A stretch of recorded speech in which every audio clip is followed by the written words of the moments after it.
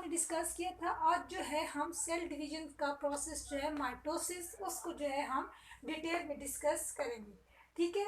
अब जो है सेल जब डिवाइड करते हैं तो इसमें दो किस्म के प्रोसेस होते हैं, एक माइटोसिस होती है और एक साइटोकाइनेसिस होती है।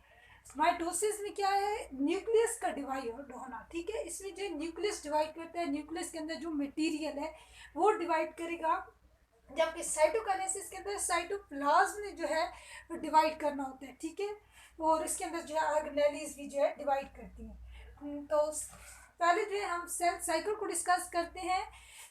A time from a cell produce until it complete mitosis, वो टाइम सेल की प्रोडक्शन से लेकर वहाँ तक जहाँ तक जो है वो कम्प्लीटली दो के अंदर डिवाइड नहीं हो जाता, तो इसको जो है जो टाइम है इसको हम कहते हैं सेल साइकिल। अब सेल साइकिल के अंदर भी दो प्रोसेस है, एक होता है इंटरफेज और एक होता है माइटोसिस।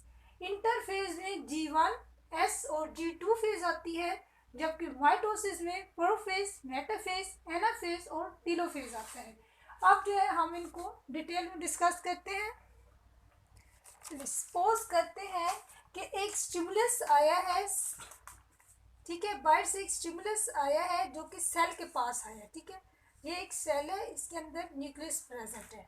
अब जो है ये डिवाइड होगा। ठीक है, तो इसके अंदर क्या होगा, डुप्लीकेट हो जाएगा जेनेटिक मटेरियल। जेनेटिक मटेरियल करके डीएनए, क्रोमोसोम्स,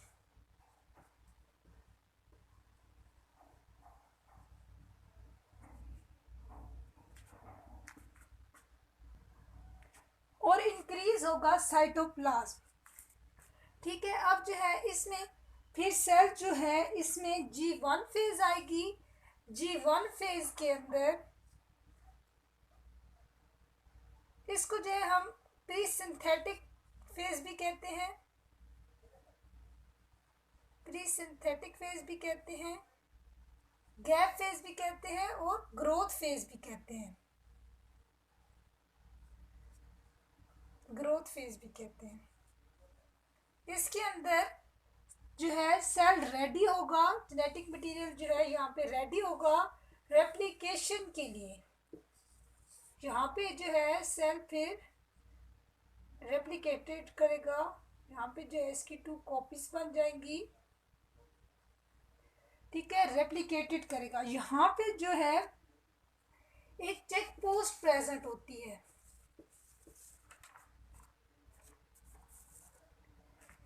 जो कि बताती है कि अब डीएनए जो है ओके है, वो अब अरेस्टेड फिर नहीं होगा। तो अगर जब जो है डीएनए ओके नहीं होगा तो फिर जो है रेप्लिकेशन नहीं होगी। लेकिन जो है अगर डीएनए ओके है, रेप्लिकेशन स्टार्ट कर सकता है, तो फिर जो है यहाँ पे रेप्लिकेशन स्टार्ट हो जाएगी। इस फेज को सिंथेटिक फेज कहते हैं या एस फेज कहते हैं। ठीक है, यहाँ पे डीएनए की सेंसेस हो जाएगी, डीएनए की रेप्लिकेशन से बाकी डीएनए बनते हैं, तो ये जो है डीएनए सेंसेस हो जाएगी। इसके बाद जो है G2 फेज आएगी, G2 फेज आएगी। ये कौन सी होती है, post synthetic phase. Post mean later, after. Senses वाली वो थी ना जहाँ पे डीएनए बन रहा था, ये उसके बाद वाली, तो इसे क्या कहते हैं, पोस्ट सिंथेटिक फेज कहते हैं। इसके अंदर क्या होगा कि रेप्लिकेशन जो है ये इंश्योर करेगी कि कंप्लीट हो गई है, और अब जो है जेनेटिक मटेरियल जो है वो रेडी है, रेडी है जेनेटिक मटेरियल डिवीजन के लिए। ठीक है, तो इसको जो है हम पोस्ट सिंथेटिक फेज कहते हैं, जिसके अंदर जेनेटिक मटेरियल रेडी होता है, और फिर जो है ये जेनेटिक मटेरियल इंटर हो जाता है एम फेज के अंदर। एम फेज कौन सी है, माइटोसिस है। ठीक है, पहले इंटरफेज होगी, इंटरफेज के अंदर G1S और G2 फेज आती हैं, और फिर उसके बाद जो है माइटोसिस स्टार्ट होगी। यहाँ पे भी जो है एक चेक पोस्ट जो है होगी, जैसे कि पुलिस चेक पोस्ट होती है, इसी तरह जो है यहाँ पे भी जो है चेक पोस्ट होगी, जो इंश्योर करेगी कि अब जो है माइटोसिस के अंदर जो है ये इंटर हो सकता है, इंश्योर करेगा कि कोई जो है एरर नहीं प्रेजेंट। ठीक है, यहाँ पे भी जो है एक चेक पोस्ट प्रेजेंट होगी। जैसे कि यहाँ पे जो है फोटोकॉपी करवानी है, तो यहाँ पे फोटोकॉपी होगी क्योंकि यहाँ पे डीएनए की कॉपीज बन रही है ना। तो यहाँ पे पहले हम चेक करेंगे कि ये जो सारी कॉपीज हैं ये ठीक है, उसके बाद कॉपी होगी। फिर उसके बाद जो है कॉपीज को आगे ट्रांसफ़र करने के लिए या किसी को देने की फिर हम चेक करेंगे। तो फिर जो है ये वाली चेक पोस्ट होगी जिस तरह पुलिस चेक करती है रोड्स पे। उसके बाद जो है माइटोसिस स्टार्ट होगी। तो इंटरफेस क्या है? When cell planning to divide, जिसके अंदर सेल प्लान करता है, जेनेटिक मटेरियल प्रिपेयर हुआ, कॉपीज बनी, फिर जो है सेल डिवाइड माइटोसिस के अंदर आप करेगा। अब अगर हम माइटोसिस को डिफाइन करना हो तो हम कहते हैं कि इसके अंदर जो नंबर ऑफ क्रोमोसोम्स है रिमेन कांस्टेंट रहता है। जितना पेरेंट्स के अंदर है उतना ही जब सेल एक डिवाइड करेगा डॉटर्स के अंदर जाएगा तो उधर भी उतना ही होगा, ठीक है। और जो जेनेटिक मटेरियल है इसके अंदर वो डिवाइड हो जाता है टू सेट्स के अंदर, ठीक हो गया। इसके अंदर जो फेजेस है प्रोफेज, मेटाफेज, एनाफेज और टीलोफेज, ठीक है। अब हम इन फेसेस को वन बाय वन डिस्कस करेंगे। तो पहले क्या हुआ, एक सेल है जिसने डिवाइड करना है, उसके अंदर जो है ये जो मटेरियल है ये ऐसे प्रेजेंट होगा लूज फॉर्म में, ठीक है, लूज नेटवर्क होगा। और डीएनए जो है वो बहुत लाइट, मतलब नज़र जो है नहीं आएगा सही तरीके से, ठीक है।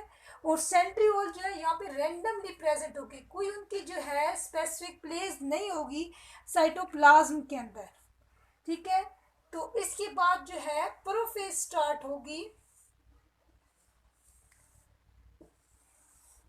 प्रोफेज के अंदर क्रोमोसोम्स कंडेंस फॉर्म में आ जाएंगे, ठीक है। और इसके अंदर ये जो है क्लियर नहीं नज़र आएंगे, एक double structure of chromosomes present होगा और न्यूक्लियर मेम्ब्रेन जो ये है ना ये यहाँ पे डिजॉल्व होगी, सही तरीके से नज़र नहीं आएगी। यहाँ पे जिस तरह नज़र आ रही है ना इधर से ये जो डिजॉल्व हो जाएगी। यहाँ पे जो है ये फॉस्फोराइलेशन होगी जहाँ न्यूक्लियर मेम्ब्रेन पे जो है लेमिनिन प्रोटीन प्रेजेंट होती है और फिर जो है फॉस्फोराइलेशन इसको डिजॉल्व कर देगी, ठीक है। और फिर जो है सेंट्रियोल जहाँ पे आप ऑपोजिट पोल की तरफ मूव कर जाएंगे, यहाँ पे जो है वो रैंडमली प्रेजेंट थे, सेंट्रियोल रैंडमली प्रेजेंट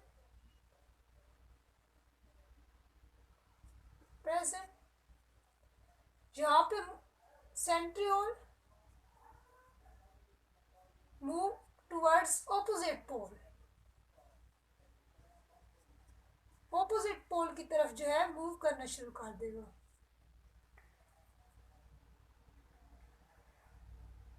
ठीक है। ये हो गई प्रोफेज। फिर जो है इसके बाद आती है मेटाफेज। मेटाफेज के अंदर क्या होगा कि स्पिंडल फाइबर बनेगी। ये मेम्ब्रेन जो है यहाँ पे डिजॉल्व होना स्टार्ट हुई थी, यहाँ पे जो है बिल्कुल डिसअपियर हो जाएगी और सेंट्रियोल से माइक्रोट्यूब्यूल्स जो है वो एक्सटेंड होना शुरू हो जाएंगी, माइटोटिक स्पिंडल बनेगी, ठीक है। पहले ये स्पिंडल बनेंगे और फिर जो है यहाँ पे क्रोमोसोम्स जो है वो इक्वेटोरियल प्लेट के अंदर जो है आके फिक्स हो जाएंगे। इक्वेटोरियल प्लेट जो है यहाँ पे काइनेटोकोर के साथ अटैच होती है, आप इसको चाहे तो काइनेटोचोर भी पढ़ सकते हैं। जैसे अब ये क्रोमोसोम है, ठीक है, यहाँ पे जो क्रोमोसोम्स का स्ट्रक्चर होगा ना तकरीबन 220 न्यूक्लियोटाइड्स का,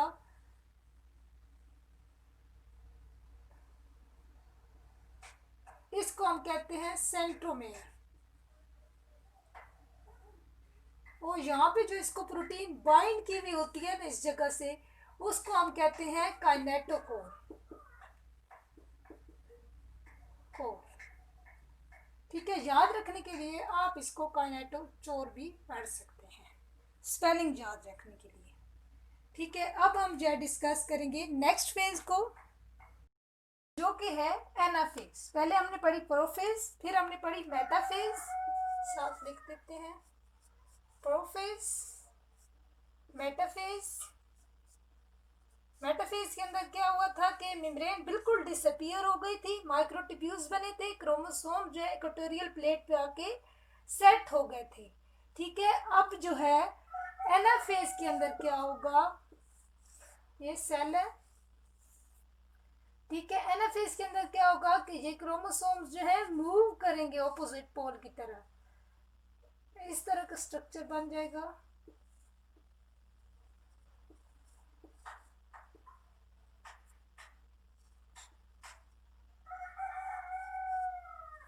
यहाँ पे जो है क्रोमोसोम ऑपोजिट पोल की तरफ मूव कर रहे हैं, तो ये कौन सी है, एनाफेज।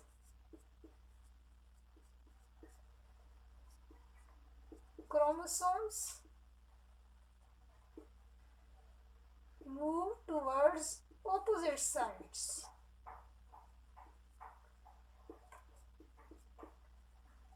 ऑपोजिट साइड की तरफ जो है मूव कर जाएंगे। तो ये कौन सी हुई, एनाफेज। एनाफेज के बाद जो है हमारे पास आती है नेक्स्ट फेज जो कि है टीलोफेज। टीलोफेज के अंदर सेल जो है प्लान करेगा कि उसने जो है अब डॉटर सेल्स बनाने हैं। तो वहां पे क्या होगा कि ये जो साइड से यहाँ पे मेम्ब्रेन अंदर की तरफ जो है इंटीग्रेट कर जाएगी टीलोफेज की तरफ। ठीक है, और जो क्रोमोसोम्स जो हैं स्पिंडल फाइबर की वजह से जो आए थे, ये इस तरह जो है दो इस साइड पे आ रहे हैं तो ये इस पार्ट में आ जाएंगे, दो उस साइड पे जा रहे हैं तो एक डॉटर सेल में चले जाएंगे। ठीक है, यहाँ पे जो है न्यूक्लियर मेम्ब्रेन इसको डिवाइड कर देगी और ये जो है अब टीलोफेज है। ठीक है, ये हम कहेंगे अर्ली टीलोफेज है। टीलोफेज में क्रोमोसोम्स इधर गए हैं, सेपरेट हुई हैं और मेम्ब्रेन ने पिंच की है। ठीक है, तो इस फेज को हम कहेंगे अर्ली टीलोफेज है। फिर जो है नेक्स्ट आएगी लेट टीलोफेज, जिसके अंदर दो डॉटर सेल्स बन जाएंगे। ठीक है, और इनके अंदर अपने अपने क्रोमोसोम्स होंगे। ठीक है, अब लेट टीलोफेज में सॉरी क्या होगा कि क्रोमोसोम्स जो है जिस तरह पहले थे उसी फॉर्म में आ जाएंगे, लूज फॉर्म में। ठीक है, लूज फॉर्म में क्रोमेटिन आ जाएंगे और न्यूक्लियर मेम्ब्रेन जो है दोबारा इनके इर्द गिर्द जो है बन जाएगी। ठीक है, ये न्यूक्लियर मेम्ब्रेन है, ये इनके न्यूक्लियर मेम्ब्रेन है, ये दोबारा से बन जाएगी और ये दोबारा से लूज फॉर्म में आ जाएंगे। पहले हमारे पास प्रोफेज से पहले जो है लूज फेज इसके अंदर थे और जो है न्यूक्लियर मेम्ब्रेन प्रेजेंट थी, और इसके अलावा जो है सेंट्रियोल भी रैंडमली अरेंज हो जाएंगे। अब जो है ये दोबारा डिवीजन के लिए जो है पहुंच जाएगा। ठीक है, तो इसके बाद दोबारा जो है वो वाली फेज आ जाएगी और फिर दोबारा से साइकिल स्टार्ट हो जाएगा। कुछ जो होते हैं वो फिर इंटर होते हैं इंटरफेस के अंदर और फिर जो है माइटोसिस स्टार्ट करते हैं, और कुछ जो होते हैं वो सेल के बाकी फंक्शन परफॉर्म करते हैं। तो बच्चों ये हमने माइटोसिस को डिस्कस किया। इसमें जो है पहले हमने प्रोफेज पढ़ा, फिर मेटाफेज, एनाफेज, अर्ली टीलोफेज और लेट टीलोफेज। और इस तरह जो है एक सेल जो है वो डिवाइड हो गया है दो डॉटर सेल्स के अंदर, और जो नंबर ऑफ क्रोमोसोम्स है वो सेम रहा है, जितना जो है यहाँ पे पेरेंट्स के अंदर था एक सेल के अंदर है, अब इसके अंदर भी वही उतना ही है और इसके अंदर भी उतना ही है। Number of chromosomes remain constant, वो टाइप। अब जो है सेल की 3 टाइप्स हैं, अगर उसके बारे में आपको कंसेप्ट देती चलूं तो वो सेल्स जो कि जी नॉट टीलोफेज के बाद जो है टीलोफेज के बाद क्या करते हैं, जी नॉट फेज के अंदर इंटर हो जाते हैं और फिर जो है दोबारा अगर कोई स्टिमुलस आता है तो फिर जो है वो अगेन साइकिल के अंदर इंटर हो जाते हैं। यहाँ पे क्या है कि उनकी जो है डिवीजन स्टॉप हो जाती है, जी नॉट के अंदर डिवीजन स्टॉप। और अगर स्टिमुलस आएगा तो अगेन इंटर हो जाएंगे। तो वो कौन कौन से, इसको जो है इसमें जो सेल्स आ जाते हैं वो कौन कौन से हैं, तो इसके अंदर जो है लिवर के आ जाते, लिवर सेल्स आ जाते हैं, किडनी के सेल्स आ जाते हैं। अगर जो है इनका पीस कट कर दिया जाए तो फिर जो है इनको ये दोबारा सेल डिवाइड होंगे, मल्टीप्लाई करेंगे और रीजनरेट कर लेंगे अपना पार्ट को। ठीक है, तो इनको जो है हम क्या कहते हैं, स्टेबल टिश्यू, स्टेबल टिश्यू कहेंगे। अगर जो है सेल टेलोफेज के बाद जो है नहीं इंटर होता, ये इमिटेट का इशारा है जी नॉट फेज के अंदर नहीं एंटर होगा, तो फिर जो है वो वाले सेल्स होंगे लिपाइल सेल्स होंगे, जो कि कंटिन्यूसली डिवाइड करते रहते हैं। जैसे कि इसकी एग्जांपल में स्किन सेल्स आ जाते हैं, इसके अलावा गैस्ट्रोइंटेस्टाइनल सेल्स आ जाते हैं, जी आई ट्रैक्ट सेल्स आ जाते हैं, गैस्ट्रोइंटेस्टाइनल ट्रैक्ट सेल्स। लिपाइल सेल्स हैं, ये जी0 फेज के अंदर इंटर ही नहीं होते, ये कंटिन्यूसली डिवाइड कर जाते हैं। जबकि जो तीसरी टाइप है उन्हें हम कहते हैं परमानेंट सेल्स। ये कोई स्टिमुलस आए भी सही तो भी जो है ये नहीं डिवाइड करते। ठीक है, और इसमें जो है एग्जांपल में न्यूरोनल सेल्स, मसल सेल्स आ जाएंगे, न्यूरोनल सेल्स, मसल सेल्स आ जाएंगे। कोई स्टिमुलस आए तब जो है ये डिवाइड नहीं करते। तो हमने 3 किस्म के सेल पढ़े हैं। एक स्टेबल टिश्यू होते हैं जो स्टिमुलस आने पर जो है डिवाइड करेंगे, और दूसरे जो होते हैं लिपाइल सेल्स होते हैं जो कि कंटिन्यूसली डिवाइड कर जाते हैं, जी नॉट के अंदर इंटर ही नहीं होते। और परमानेंट सेल्स जो होते हैं वो जी नॉट के अंदर इंटर होते हैं और फिर दोबारा जो है वो नहीं आते कि डिवाइड करें। ठीक हो गया जी। तो हमारा जो है माइटोसिस कंप्लीट हो गया है। माइटोसिस में जो है हमने पहले जो है, इससे पहले इंटरफेज होती है जिसके अंदर सेल जो है प्लान करता है कि सेल ने डिवाइड कैसे करना है। उसके बाद जो है माइटोसिस होती है। माइटोसिस के अंदर हमने जो है डिवीजन कैसे जो है होती है, कि कौन कौन सा जो है पहले कौन कौन से हैं जो स्टेप होते हैं। तो उसके अंदर prophase, metaphase, anaphase, early telophase और लेट टीलोफेज। फिर उसके बाद देखा कि कौन से जो है सेल जो है डिवाइड जो है कंटिन्यूसली डिवाइड करते रहते हैं, कौन से जो है सेल डिवाइड कंटिन्यूसली नहीं करते रहते। ठीक है, तो ये जो है mitosis paper point of view से जो है एक इंपॉर्टेंट क्वेश्चन है। लॉन्ग क्वेश्चन में भी आ सकता है, शॉर्ट में भी आपसे डेफिनेशन पूछ सकते हैं। लॉन्ग में जो है ये आपको डायग्राम के साथ जो है ड्रा करना होगा। ठीक है, उसके बाद जो है डायग्राम जो है आपको हर स्टेप्स की आनी चाहिए, कौन सी स्टेप में क्या हो रहा है ये जो है आपको उधर एक्सप्लेन करेंगे। ठीक है, तो ये इस तरह जो है लॉन्ग क्वेश्चन के पॉइंट ऑफ व्यू से जो है एक इम्पोर्टेंट है। अगर जो आपको इस लेक्चर में कुछ ना समझ आई हो तो आप कमेंट में पूछ सकते हैं, ये बहुत इंपॉर्टेंट टॉपिक है। इंशाल्लाह नेक्स्ट लेक्चर में हम मियोसिस को, जो कि second type of cell division है और एक इम्पॉर्टेंट टॉपिक है, वो भी उसको हम डिस्कस करेंगे। अगर जो है आपको लेक्चर पसंद आए तो प्लीज़ लाइक करें। थैंक यू, अल्लाह हाफिज़।